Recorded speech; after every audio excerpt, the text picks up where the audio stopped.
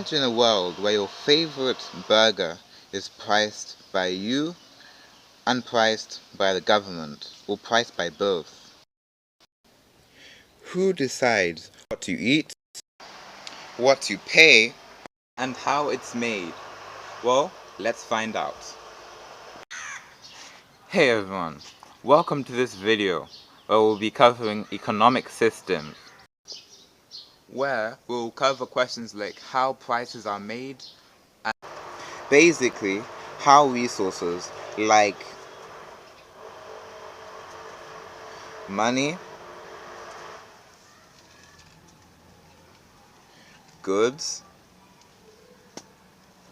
and other labors are allocated. By the way guys, how do you like my background? Please tell me so that I can improve each video. Now, economic structure is the way that an economy is organized in terms of different sectors. Now, to understand more about sectors, please check out this video that I've put the link above or down below in the comment section. Now, if you have been watching my A-level economics playlist,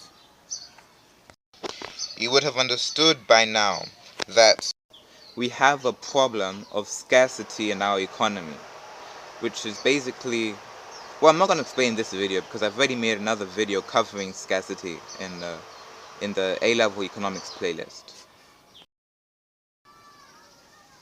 Now, since we have a problem of scarcity in our economy, we are forced to make some different choices of which products to produce and which ones not to produce.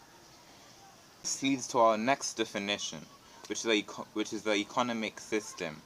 Now, economic system is a very simple definition, which is basically the means by which choices are made in our economy.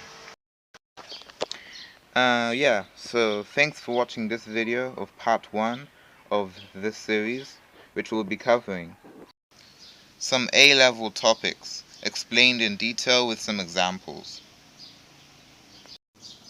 Thanks for watching guys, and stay tuned for part 2. We will be finishing the other definitions of economic system.